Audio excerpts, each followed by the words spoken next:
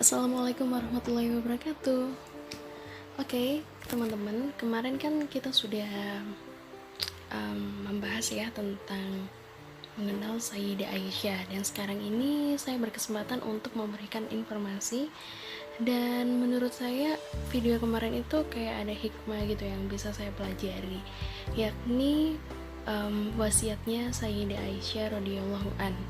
Kita tahu ya bahwa lagu Aisyah istri Rasulullah itu benar-benar trending dan banyak yang menyanyikannya.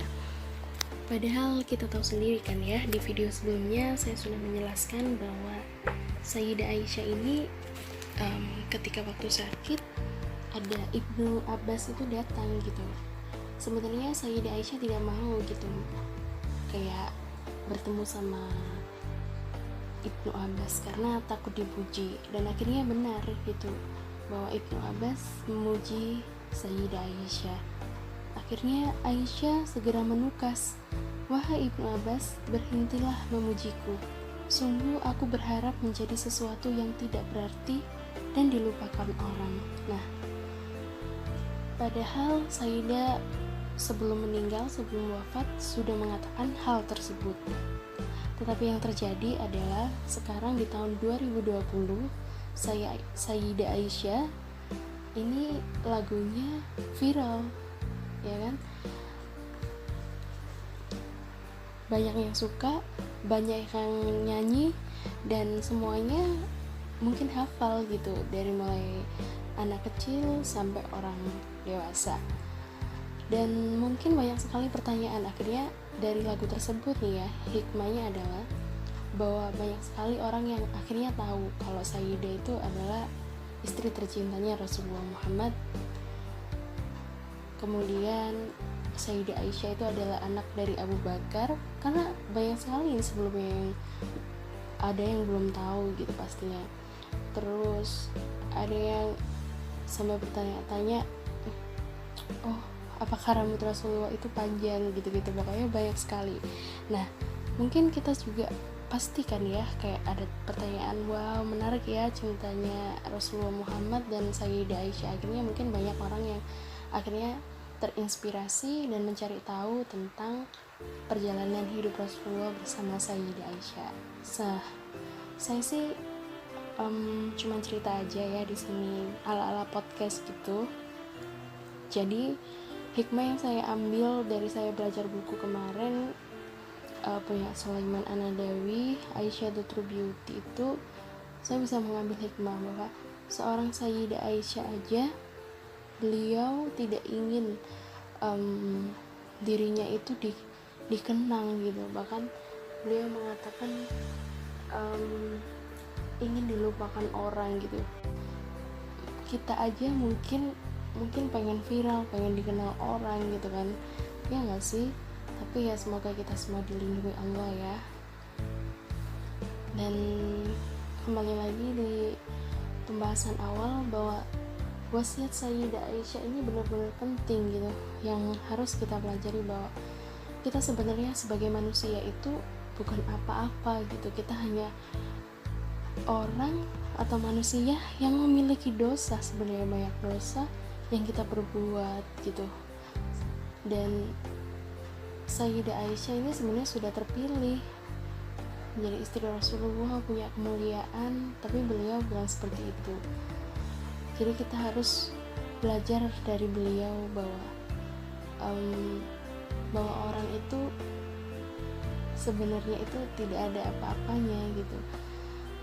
Hanya kebaikan Allah lah yang membuat kita semua punya derajat, punya iman, dan menjadi orang yang diberkahi Allah.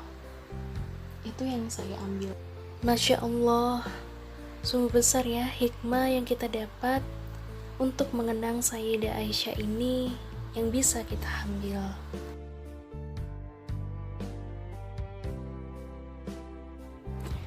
Jadi di buku Aisyah The True Beauty ini yang saya baca di sini bahwa Sayyidah Aisyah itu adalah satu-satunya perempuan yang meriwayatkan hadis dengan jumlah hadisnya itu 2286 hadis.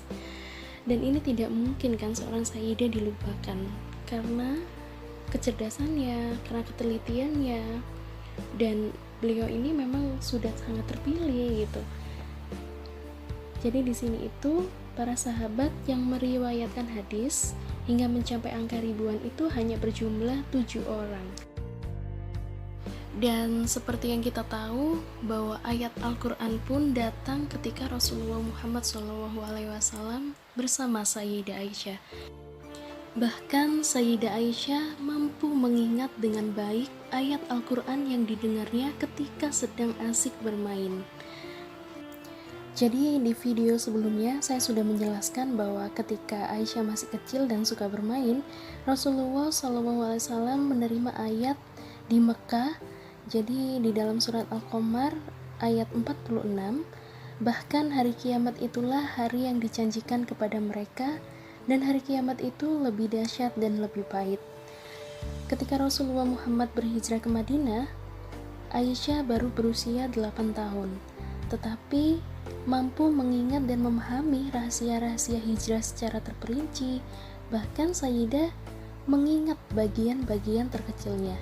Tidak ada satupun sahabat yang dapat mengingat peristiwa hijrah sedetail Sayyidah Aisyah mengingatnya.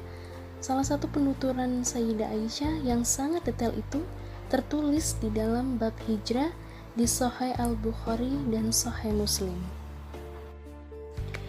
Dan inilah hal yang paling sedih yang saya baca ketika Sayyidah wafat.